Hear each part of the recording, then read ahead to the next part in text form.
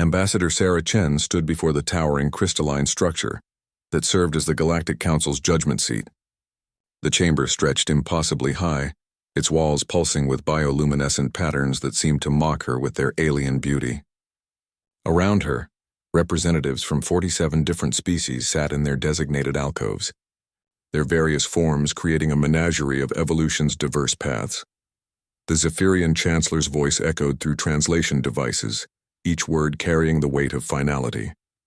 Humanity has been found guilty of excessive aggression, unprovoked expansion, and violation of the sacred accord of non-interference. The evidence is overwhelming. Sarah's jaw clenched.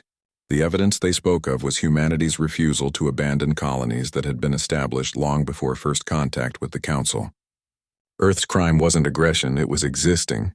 Outside their carefully controlled system of galactic governance, the Vrex Collective presents footage of human military exercises, announced the insectoid representative, projecting holographic images into the center of the chamber. The videos showed Earth Space Marines conducting training operations, their movements precise and deadly efficient. What the footage didn't show was that these were defensive preparations, developed after 3 separate alien raids on human mining operations. The Aquarian delegates' bioluminescent tendrils flickered, and what Sarah had learned was their equivalent of laughter. Observe how they glorify violence. Their young are trained for warfare from childhood.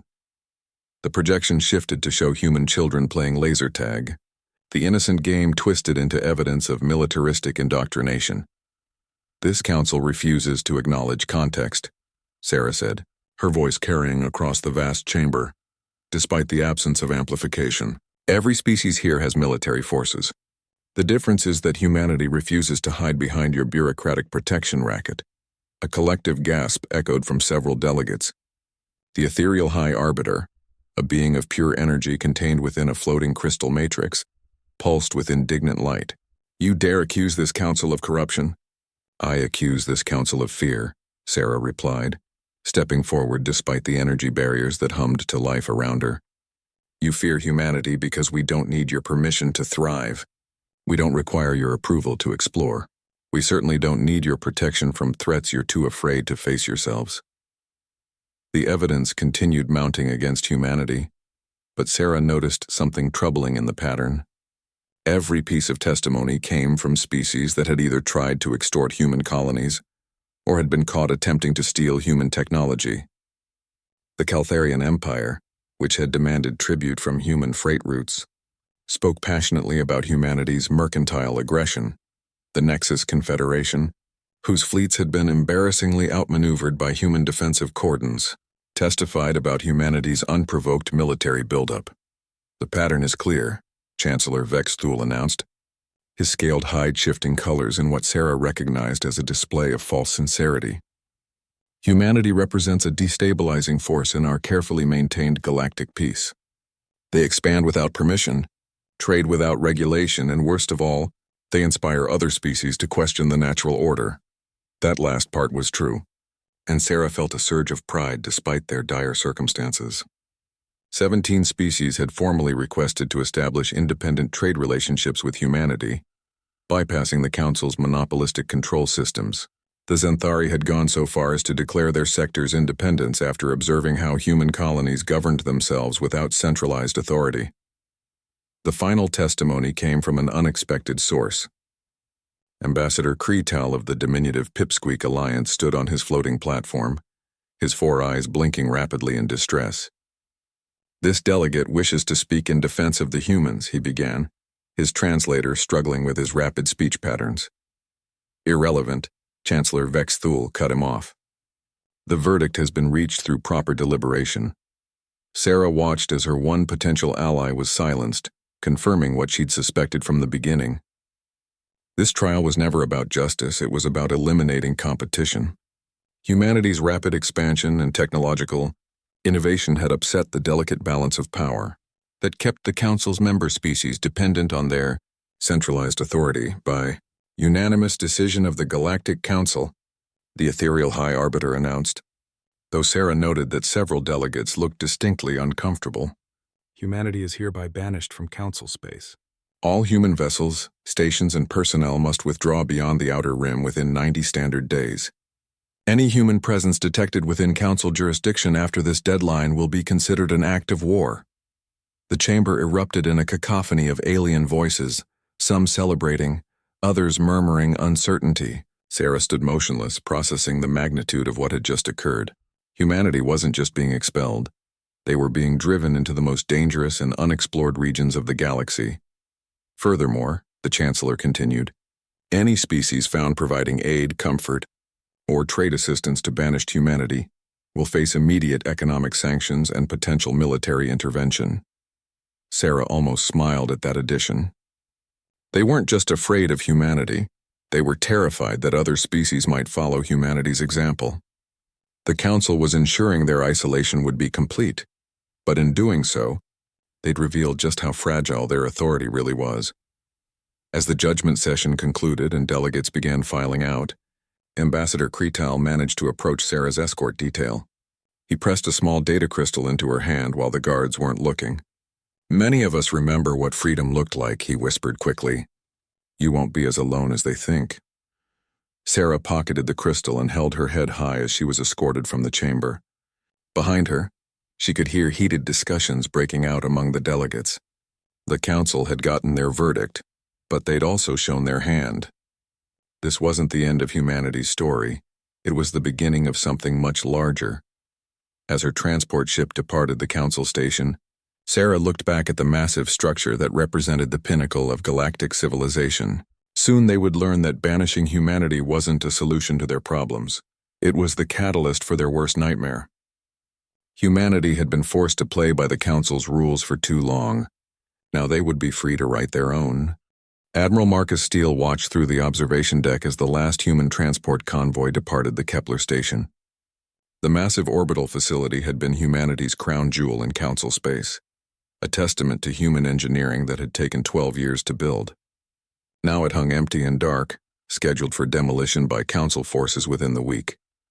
90 days, Captain Rodriguez muttered beside him, her weathered face reflecting years of frustration with Council bureaucracy.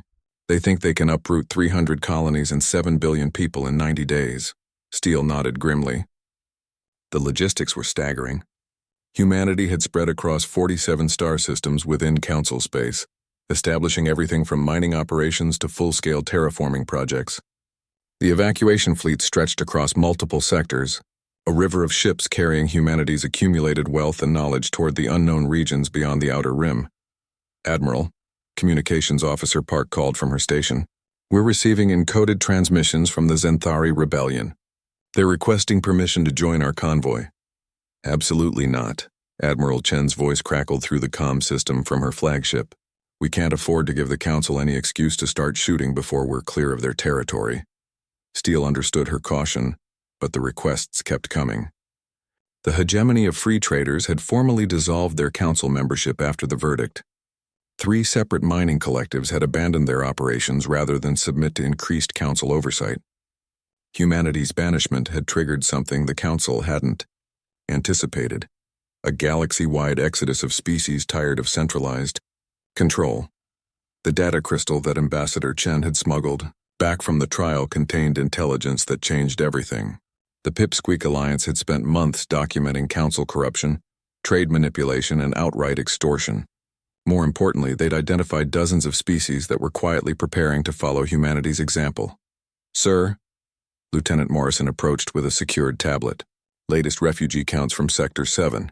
We've got 40,000 Zenthari requesting asylum, 15,000 members of the Free Trader Collective, and, he paused, checking his numbers, approximately 8,000 Council deserters. Council deserters. Steele had heard rumors, but seeing the numbers made it real. These weren't rebels or dissidents, they were former Council citizens who had chosen exile rather than remain, under the increasingly authoritarian regime that humanity's banishment had revealed. The evacuation wasn't just a retreat, it was becoming a migration of unprecedented scale. Supply ships designed to carry industrial equipment now transported entire ecosystems from human terraforming projects. Mobile habitats that had housed mining families were being converted into generation ships for the journey to whatever lay beyond Council space. Admiral Steele, came another transmission, this one from the civilian convoy leader. We're getting reports that the Council is moving faster than expected. Their enforcement fleets are already seizing human assets in the Gamma Quadrant. Some of our people didn't make it out. Steele's hands clenched into fists. The Council had promised 90 days, but they were already breaking their own timeline. Worse, intelligence reports suggested they were keeping the seized assets rather than destroying them as the banishment order required. Humanity's technology, their research data, their accumulated resources, all of it was being absorbed into Council inventories. "Sir," Park called again. "Encrypted message from deep space. It's using pre-contact human protocols," Steele frowned. Those protocols hadn't been used in decades. Not since humanity's early expansion period. "Put it through."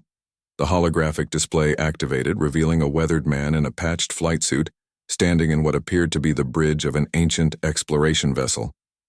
"This is Captain Williams of the independent survey ship Pathfinder. To any human vessels receiving this transmission, you are not alone out here." The recording continued, and Steele's eyes widened.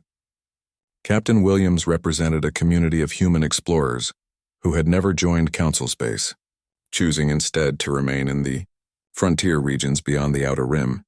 They'd been watching the evacuation through long-range sensors and were offering assistance. "We've had 20 years to map the far sectors," Williams explained.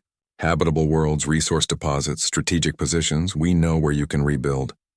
More importantly, we know which regions the Council considers too dangerous to patrol." Rodriguez let out a low whistle. "Independent humans. I thought they were just rumors." "Apparently not," Steele replied, studying the star charts that accompanied Williams's message. The data showed dozens of systems that offered everything humanity would need to establish a new civilization. Some were rich in rare minerals that could fund massive construction projects. Others contained garden worlds perfect for agricultural development. A few even showed signs of ancient alien ruins that might contain advanced technology. The implications were staggering. Humanity hadn't just been banished to empty space.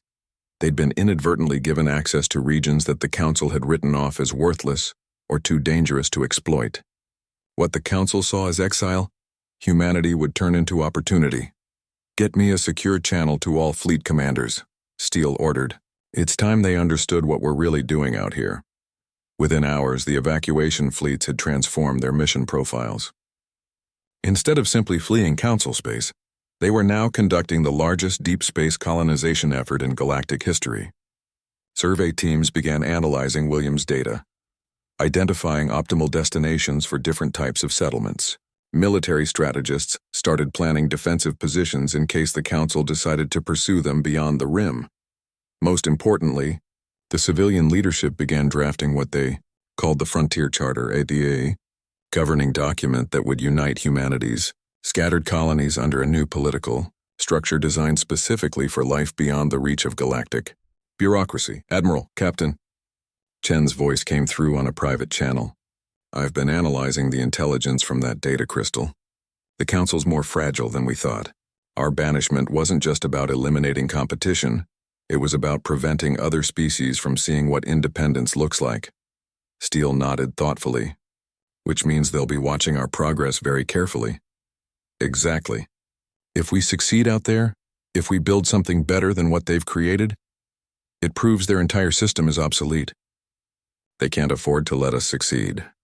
The observation deck fell silent as the last transport disappeared into hyperspace. Below them, Kepler Station's automated systems began shutting down, preparing for the demolition that would erase decades of human achievement. But Steele no longer saw it as a loss. Every ship in that convoy carried human knowledge, human determination, and most importantly, human refusal to accept limitations imposed by others. The Council had banished humanity to teach them humility. Instead, they'd freed humanity to discover what they could accomplish without interference.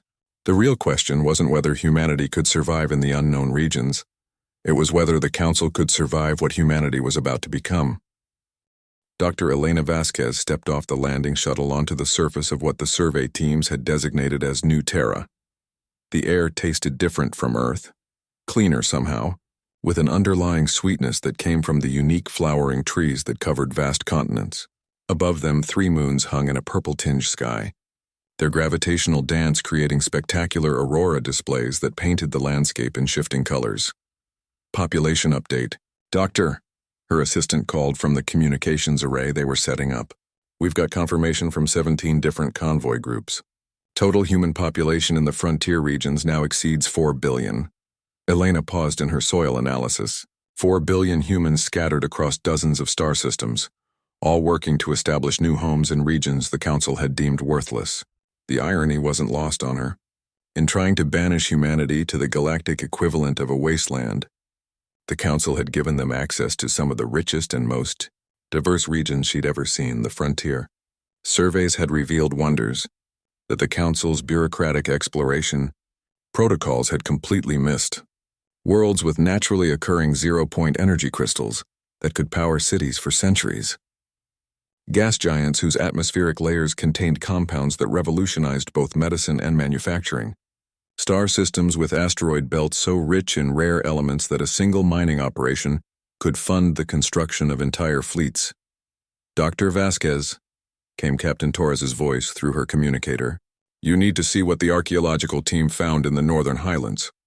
Elena climbed aboard the hover transport, watching the landscape roll past beneath them.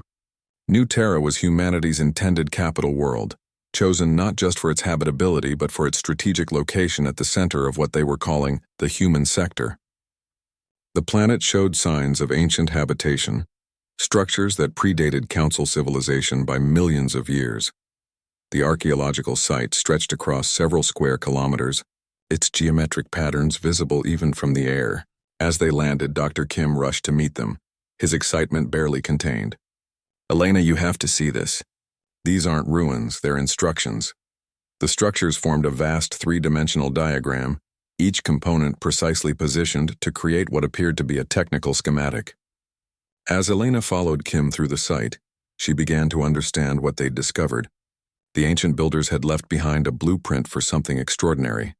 It's a fabrication system, Kim explained, running his hands over crystalline panels that still hummed with dormant energy, not just for building ships or weapons, for building entire civilizations. The power requirements alone would have been impossible for any species we know of. Elena studied the intricate patterns carved into black stone that seemed to absorb light. The mathematics were elegant, describing construction techniques that could transform raw stellar matter into functional technology. Who could have built this? That's the incredible part, Kim replied, activating a holographic interface that had somehow recognized his presence. According to the dating protocols, this site was built approximately 50,000 years ago, right around the time that every major galactic civilization claims to have achieved spaceflight. The implication sent chills down Elena's spine. 50,000 years ago, something had existed in these frontier regions that was advanced enough to leave behind instructions for building stellar-scale infrastructure. The Council's historical records made no mention of such a civilization, but then again, the Council's historical records had proven unreliable about many things. Doctor, her assistant called from the communications station. Priority message from Admiral Steele. The military engineering teams want your analysis of these ruins as soon as possible. Elena understood why. Humanity was attempting to build a new civilization from scratch, with limited resources and the constant threat of Council interference. If these ancient fabricators could be understood and reproduced, it would change everything. The next few weeks blurred together, as Elena coordinated teams across multiple worlds. New Terra wasn't the only planet with ancient ruins. Every system humanity had claimed showed evidence of the same mysterious builders. More importantly, the ruins appeared to be connected, part of a vast network that spanned the entire frontier region. We've got confirmation from the Kepler Exodus fleet, Captain Torres reported during their weekly briefing. Similar structures found on 12 different worlds, all showing the same energy signatures. Whatever civilization built these, they designed them to work together. Elena reviewed the accumulated data on her tablet. The network the ancients had built was staggering in scope. Terraforming stations that could transform barren worlds into garden paradises. Mining platforms that could strip asteroid belts and convert the raw materials into finished goods. Most intriguingly, transportation nodes that seemed designed to move massive amounts of material across interstellar distances without requiring traditional spaceflight. The engineering teams think they can adapt our existing technology to interface with these systems, Dr. Kim reported, But they're going to need massive amounts of rare elements to power the startup sequences. How massive? Elena asked, though she suspected she already knew the answer. Enough to strip mine 3 star systems, Torres replied grimly. Even with our expanded mining operations, we're looking at 20 years minimum. Elena stared at the holographic displays showing the ancient network. 20 years was longer than humanity had been in space before making contact with the Council. But as she studied the potential capabilities these systems offered, she realized that 20 years might be exactly what they needed. What if we're approaching this wrong? She said suddenly. What if instead of trying to power up the entire network, we focus on one system at a time? Kim frowned. The power requirements are still enormous, but manageable, Elena continued, excitement building. Look at these energy distribution patterns. The network was designed to be modular. Each system can operate independently while contributing to the larger whole. Torres leaned forward. You're talking about a phased activation plan. Exactly. We start with the systems that can help us gather resources more efficiently. Use those to power up the manufacturing systems. Use the manufacturing systems to build better ships and mining equipment. Eventually, we're not just surviving out here. We're thriving in ways the Council never imagined possible. The room fell silent as the implications sank in. Elena was proposing that humanity didn't just rebuild their civilization in the frontier regions. She was suggesting they surpass anything the galaxy had ever seen. There's one more thing, Kim said quietly. The network includes what appear to be defensive systems. Automated platforms that could protect entire star systems from invasion. Elena nodded slowly. She'd seen the schematics, though she'd hoped to avoid discussing their military implications. The ancient builders hadn't just created a civilization, they'd created a fortress that spanned multiple sectors of space. How long until the Council realizes what we found? Torres asked. Probably sooner than we'd like, Elena replied. But by then, we'll have something. They never expected humanity to possess the infrastructure of a civilization that was old when their ancestors were still learning to make fire. As Elena looked out at the alien sunset painting New Terra's sky in brilliant oranges and purples, she realized that humanity's banishment hadn't been a punishment. It had been an invitation. The ancient builders had left their legacy waiting for someone bold enough to claim it.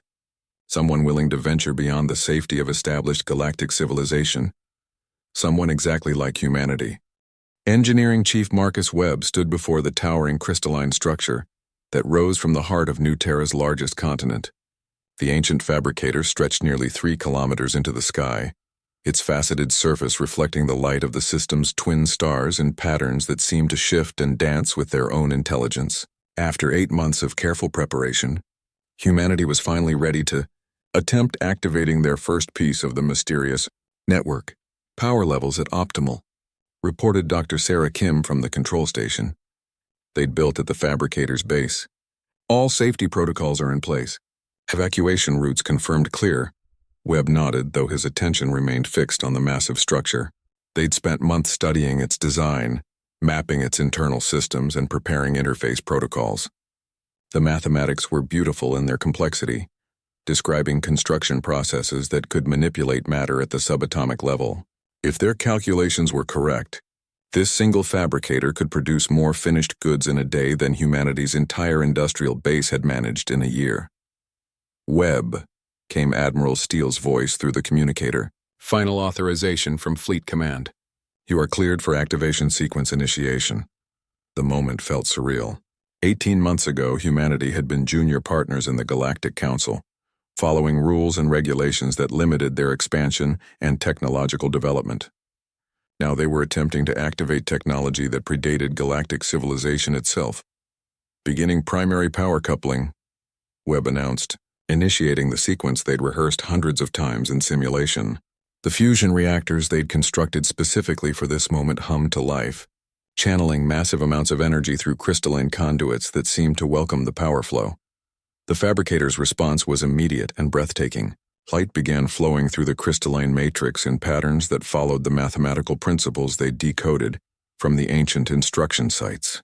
The structure sang. There was no other word for it. Harmonics that resonated through the ground and into the bones of everyone present. Energy acceptance nominal.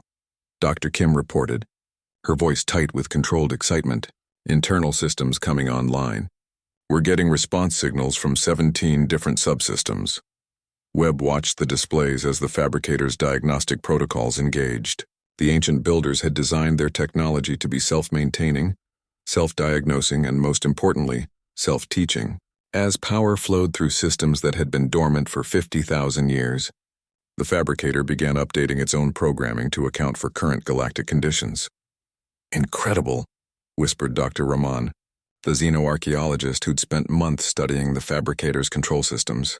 It's learning about our technology, adapting its processes to work with our materials and energy sources. The primary display activated, projecting a three-dimensional interface that seemed to respond to human thought patterns. Options appeared in the air before them, manufacturing protocols for everything from basic consumer goods to advanced starship components. But what caught Webb's attention were the deeper menus, options for creating things that humanity had never imagined possible.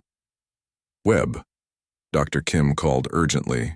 We're detecting massive mineral extraction operations beginning in the southern desert.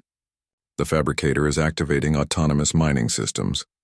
Through the observation windows, they could see streams of light stretching toward the horizon as the fabricator extended its resource-gathering operations. Robotic systems that had slept beneath New Terra's surface for millennia were awakening, beginning the process of converting raw planetary material into finished goods. How much can it produce? Admiral Steele asked through the communicator. Webb studied the capacity indicators appearing on the interface. The numbers were staggering. According to these readings, sir, at full capacity, this single fabricator could produce enough starship hulls to outfit a fleet of 10,000 vessels per day. The communication channel fell silent as the implications sank in. Webb understood their shock. Humanity's entire naval force consisted of fewer than 300 ships, most of them repurposed civilian vessels. The idea of producing 10,000 ship hulls daily seemed impossible, but the fabricator's systems indicated this was merely its baseline manufacturing capacity. Doctor, came a new voice through the communicator. Dr. Elena Vasquez from the Planetary Survey Team. We're detecting similar activations across the planet. 17 additional fabricators have come online in response to your startup sequence. Webb stared at the primary display as new information flooded the interface. The fabricators weren't just individual manufacturing systems. They were components of an integrated planetary production network. New Terra wasn't just becoming humanity's capital world. It was becoming humanity's primary industrial base. Webb, you need to see this, Dr. Rahman called from the auxiliary console. The fabricator is offering to produce examples of its capabilities. Look at these options. The display showed manufacturing templates for technologies that surpassed anything in the known galaxy. Starship hulls that could self-repair damage in real time. Computer systems that could process information faster than anything the Council possessed. Most intriguingly, terraforming equipment that could transform dead worlds into garden paradises in decades rather than centuries. Begin with something we can understand, Webb decided. Let's see if it can produce standard hull plating to our specifications. The fabricator's response exceeded their wildest expectations. Raw materials flowed through the crystal matrix, transformed by processes that seemed to violate known physics. Within minutes, perfectly formed hull sections emerged from fabrication bays, each piece precisely manufactured to specifications that humanity's best factories would have struggled to achieve. But as Webb examined the finished products, he realized the fabricator had done more than just meet their specifications. It had improved them. The hull plating incorporated design modifications that increased structural integrity by 30%, while reducing mass by 15%. The ancient system hadn't just followed their blueprints, it had optimized them. Dr. Kim, Webb called, run full analysis on these modifications. I want to understand exactly what improvements the fabricator made and how. As the day progressed, they experimented with increasingly complex manufacturing requests. The fabricator produced advanced computer components, weapon systems, and even basic starship engines, each time incorporating improvements that reflected millions of years of accumulated technological knowledge. Admiral, Webb reported during the evening briefing, we're not just looking at advanced manufacturing capability.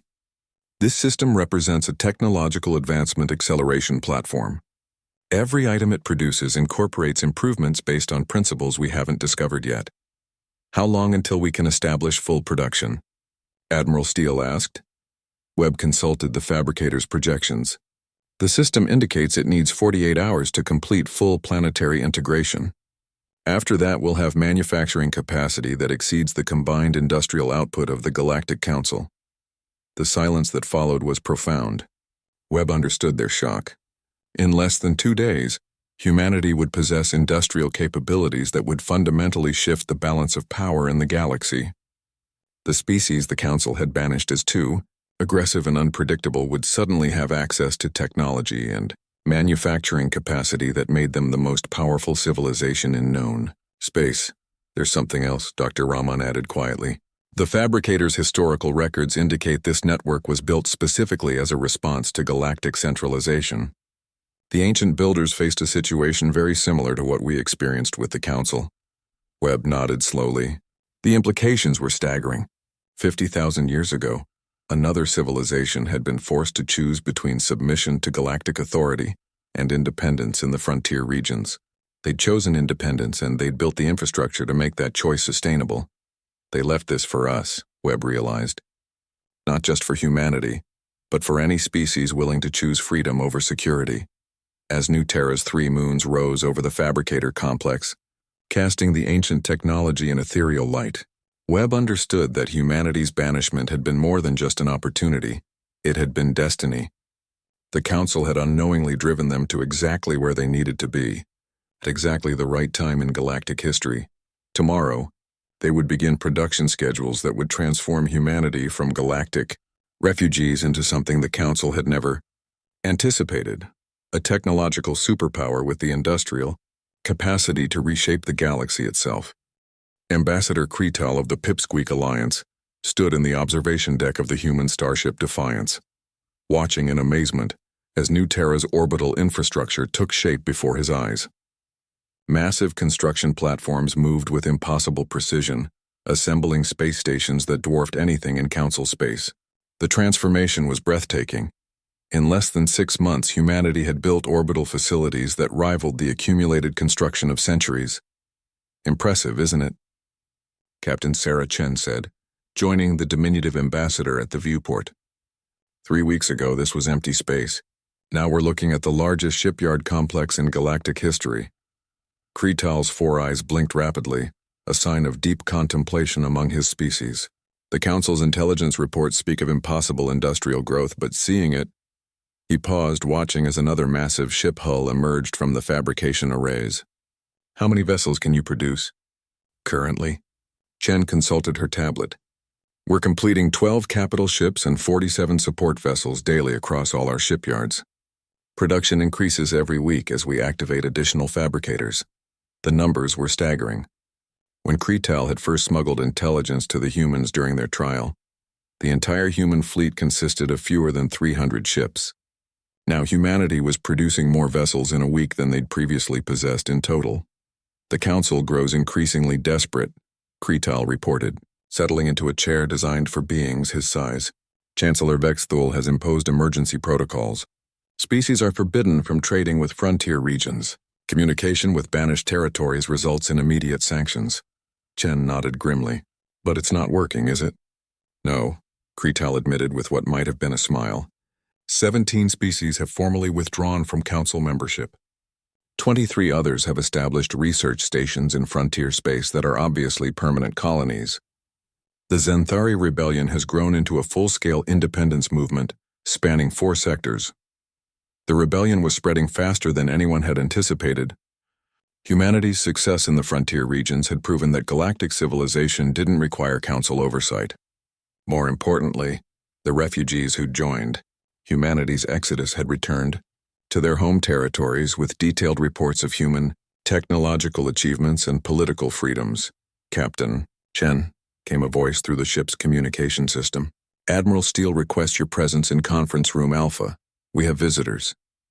The conference room was filled with beings representing dozens of different species, many of whom Kretal recognized as prominent leaders from various independence movements. The hegemony of free traders was represented by Captain Valtash, whose merchant fleet had grown into a formidable naval force since joining humanity's alliance.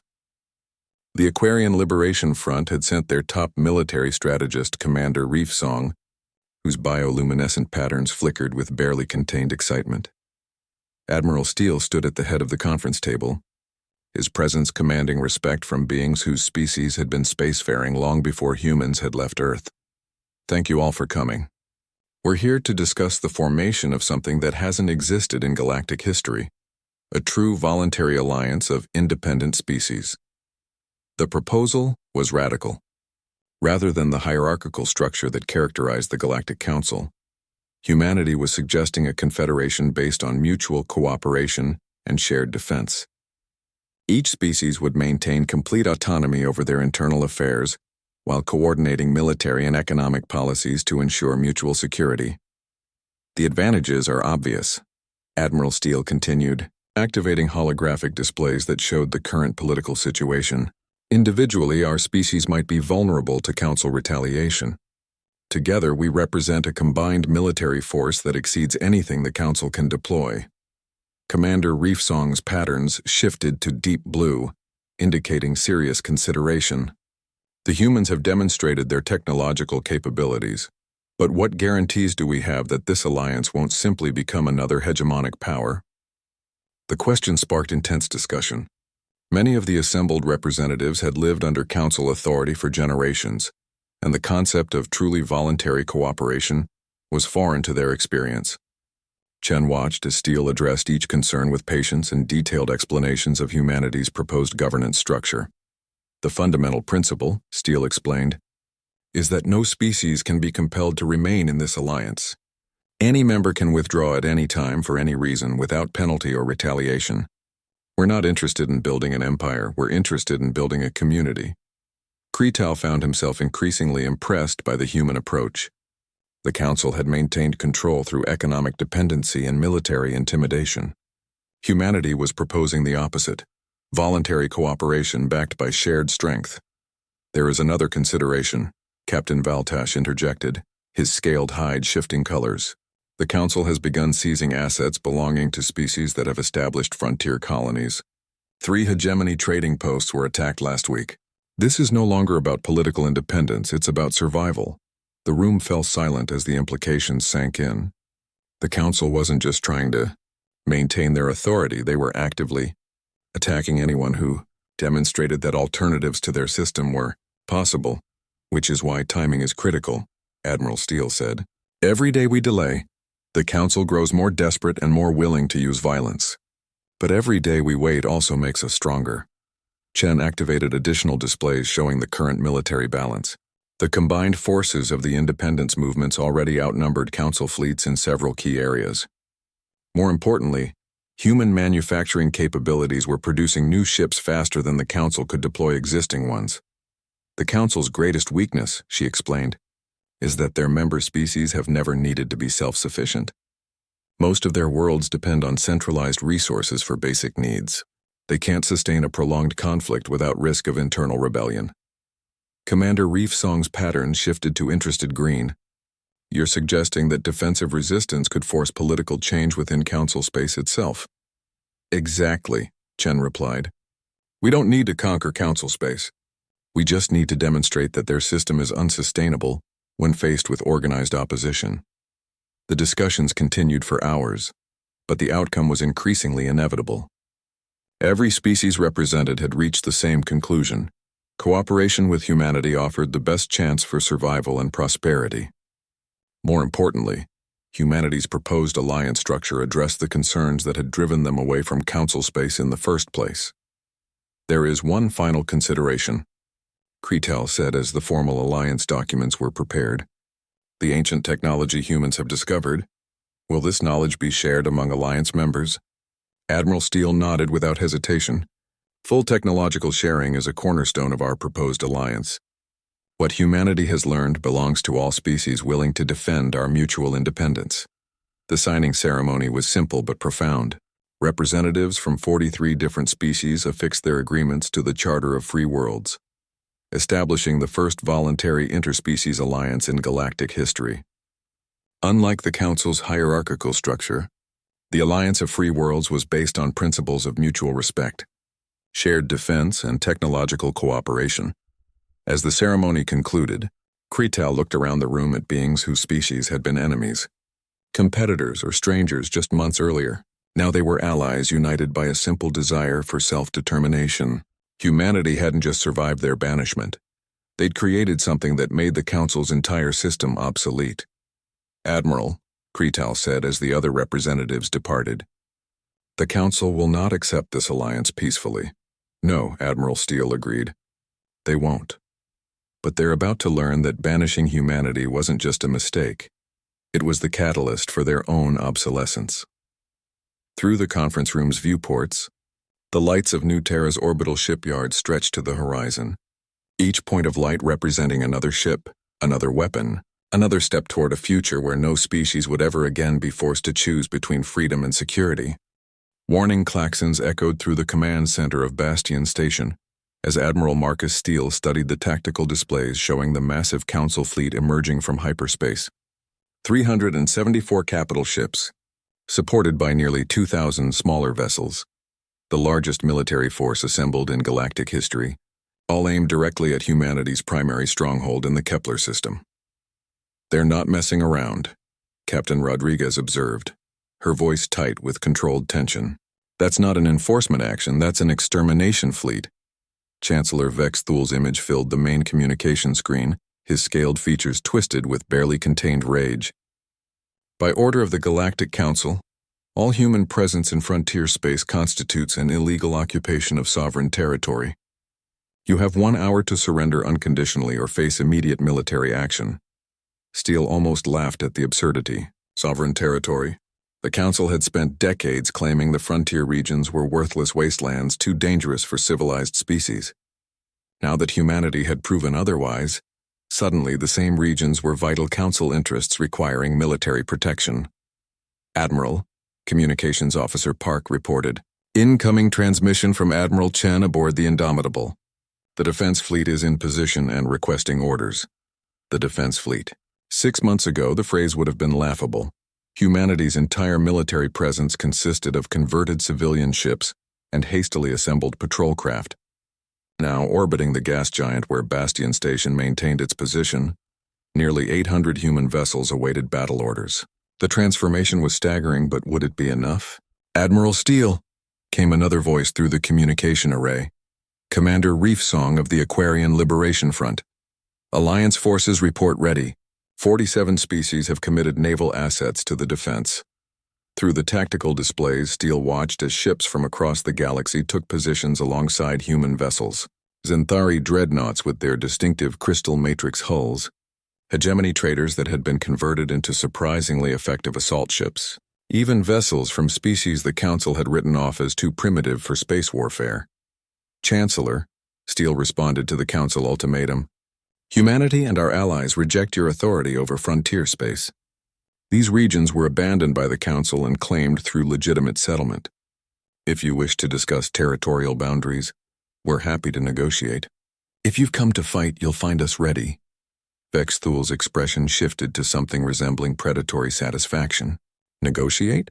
You barbarians understand only violence. Today the galaxy learns the price of defying legitimate authority."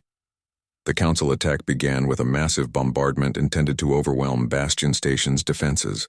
Plasma cannons and antimatter torpedoes filled space with deadly energy, their combined firepower capable of sterilizing entire worlds. But as the weapons reached their targets, something unexpected happened. They were absorbed. "What the hell?" Captain Rodriguez stared at the tactical displays showing energy readings that defied physics. "The defensive barriers aren't just deflecting the attacks, they're converting them into usable power." Steele nodded grimly. "Ancient technology. The same builders who left us the fabricators also left us defensive systems. Every Council weapon that hits our barriers makes them stronger." The realization spread through the Council. Fleet, as their devastating opening attack not only failed to damage Bastion Station but actually strengthened its defenses. The ancient builders had designed their technology specifically to counter the kind of massed energy weapons that dominated galactic warfare. "Sir," Park called urgently, "the Council fleet is changing tactics. They're deploying boarding craft and assault shuttles. Looks like they're planning to take the station by force.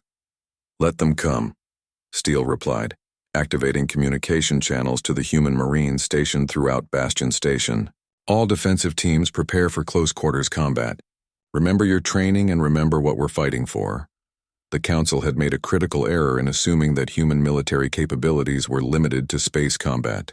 What they encountered when their assault teams breached Bastion Station's outer airlocks was something no galactic military had faced in centuries. Soldiers trained for and experienced in the brutal realities of personal combat, assault. Team Alpha reporting, came Sergeant Martinez's voice, through the tactical channel. Council forces have breached Section 7, engaging now. Through the station's internal monitoring systems, Steele watched as human Marines demonstrated why the Council had originally feared them. Years of training in environments that stressed adaptability, innovation, and individual initiative had produced soldiers who could function effectively, even when cut off from command support. The Council assault teams, accustomed to overwhelming technological superiority, found themselves facing opponents who specialized in turning disadvantages into advantages. Human Marines used the station's own systems against the invaders, employing tactics that ranged from ingenious to seemingly impossible. Admiral, came Dr. Elena Vasquez's voice from the research section, we've successfully activated the station's automated defense systems. The ancient builders included contingencies for exactly this kind of assault. On the tactical displays, Steele watched as the station itself began fighting back. Bulkheads sealed automatically, trapping Council forces in designated kill zones. Atmospheric systems deployed targeted toxins that affected most galactic species, but left humans unharmed. Most impressively, the station's internal transportation networks began actively hindering enemy movement while facilitating human defensive positions. Sir, Park called again. Massive energy surge from the Alliance fleet. Commander Reefsong reports they're implementing coordinated attack pattern Omega. The Alliance counterattack was unlike anything seen in galactic warfare. Instead of the massed formation battles that characterized Council military doctrine, the combined fleet employed the tactical flexibility that each species brought to the Alliance.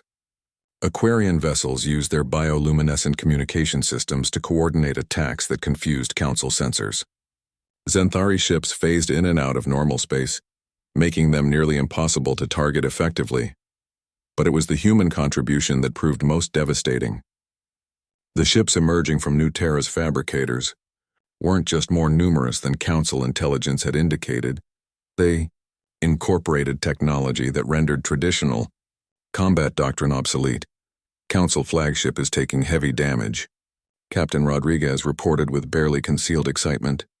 Their shields can't adapt to our frequency-shifting weapons. The, frequency-shifting technology was another gift from the ancient builders, weapons that constantly modified their energy patterns to prevent defensive adaptation. Against Council shields designed to counter specific weapon types, the human fleet's adaptive arsenal proved overwhelmingly effective. Admiral Steele, came Chancellor Vexthul's voice, though his earlier arrogance had been replaced by barely controlled panic. This is impossible. Council intelligence indicated human forces numbered fewer than 500 vessels.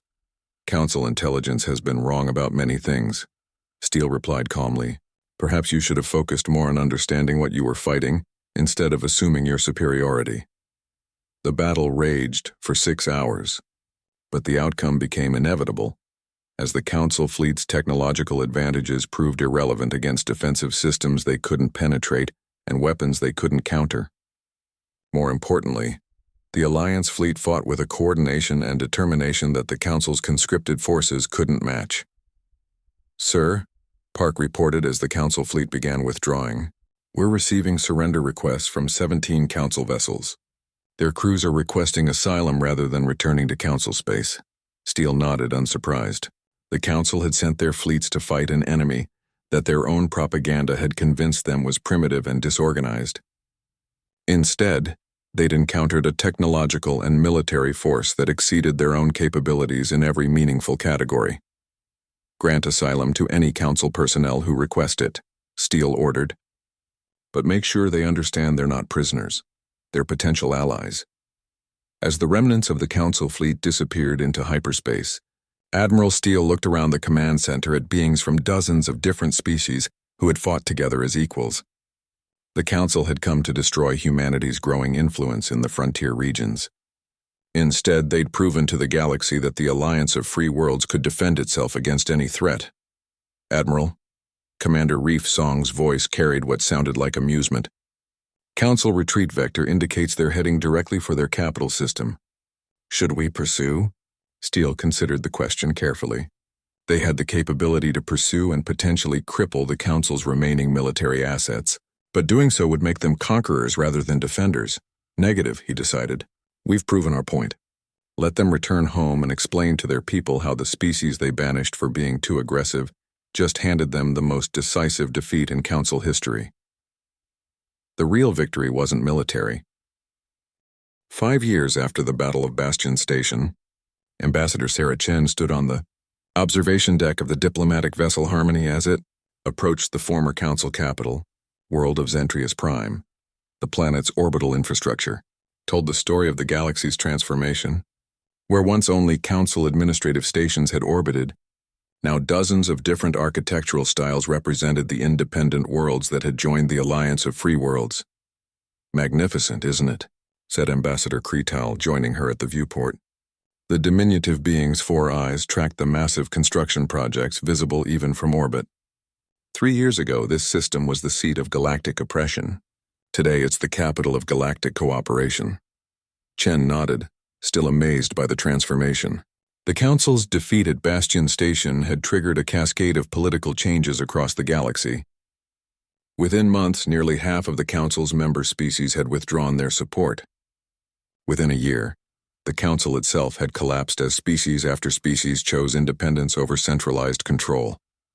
The numbers are remarkable, Chen said, consulting her datapad. 137 species in the Alliance. Independent trade networks spanning the entire galaxy. Combined technological development that's advanced more in 5 years than in the previous 50. The irony wasn't lost on either of them. The Council's attempt to destroy humanity's growing influence had instead accelerated the very changes they'd feared most. By demonstrating that alternatives to Council authority were not only possible but superior, the Alliance had triggered the largest political transformation in galactic history. Ambassador Chen, came a voice through the ship's communication system. We're receiving docking clearance for the primary diplomatic station. President Martinez and the Alliance Council are standing by for the formal ceremony. The formal ceremony. Chen smiled at the phrase. Today, the Alliance of Free Worlds would officially establish its permanent headquarters on Zentrius Prime, completing the symbolic transformation of the galaxy's former center of oppression into its new center of cooperation. The diplomatic station was bustling with representatives from across the galaxy.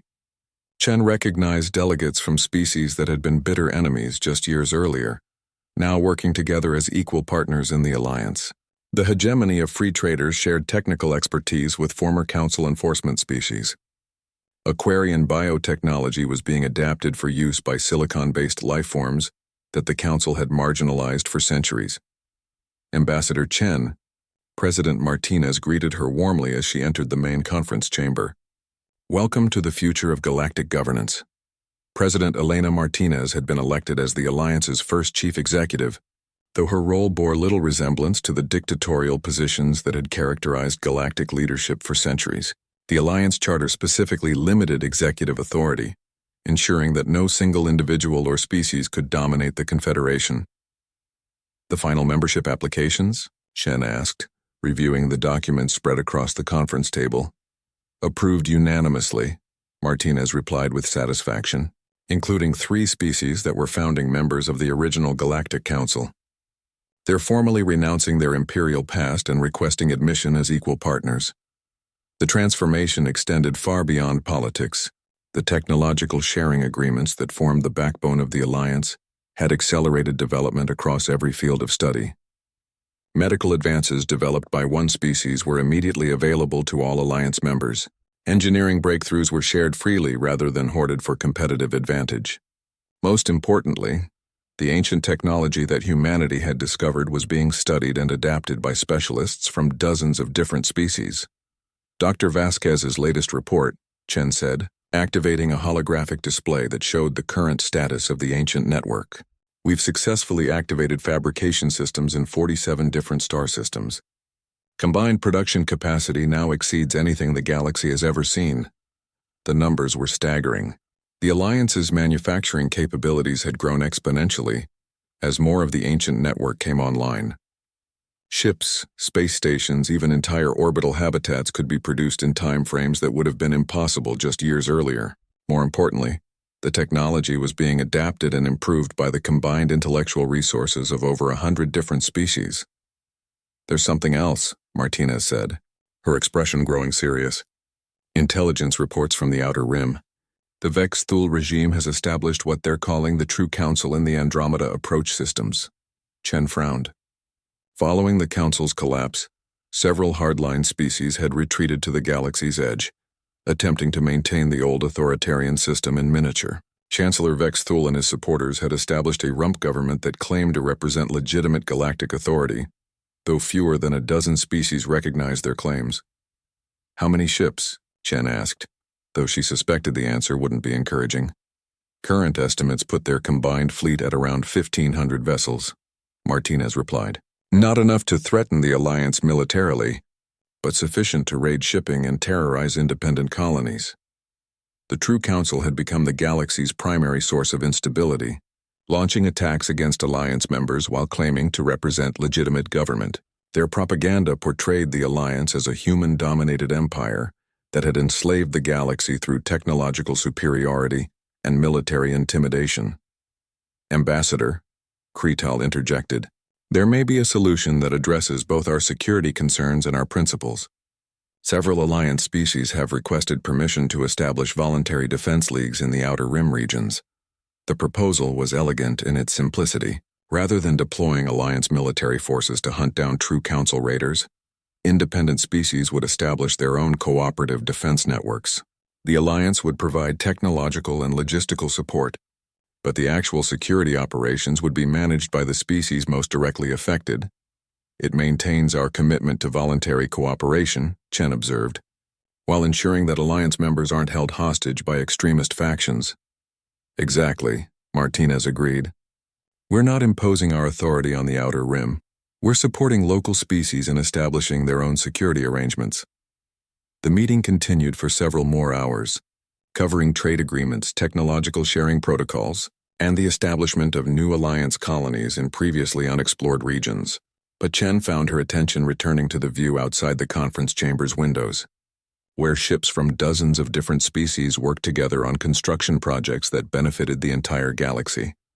"You know," she said during a break in the formal proceedings, 5 years ago, humanity was facing extinction as an independent species. The Council was convinced they were eliminating a threat to galactic stability. Instead, they eliminated the threat to galactic freedom," Kretal replied. "Humanity's banishment didn't create an empire. It created the catalyst for the first truly free galactic civilization." That evening, as the formal establishment ceremonies concluded, Chen stood again on the observation deck watching the lights of Zentrius Prime's orbital infrastructure. The planet that had once been the center of galactic oppression now hosted the headquarters of galactic cooperation. The species that had once competed for scraps from the Council's table now shared freely in the abundance that cooperation had created. Most remarkably, humanity, the species whose aggressive expansion had supposedly threatened galactic peace, had become the galaxy's greatest advocates for voluntary cooperation and mutual respect. The Council's attempt to eliminate human influence had instead made human principles the foundation of galactic governance. "Ambassador," came a message through her personal communicator. "Incoming transmission from Deep Space Exploration Vessel Pathfinder. Captain Williams reports contact with previously unknown civilizations in the far galactic spiral arms." Chen smiled at the irony.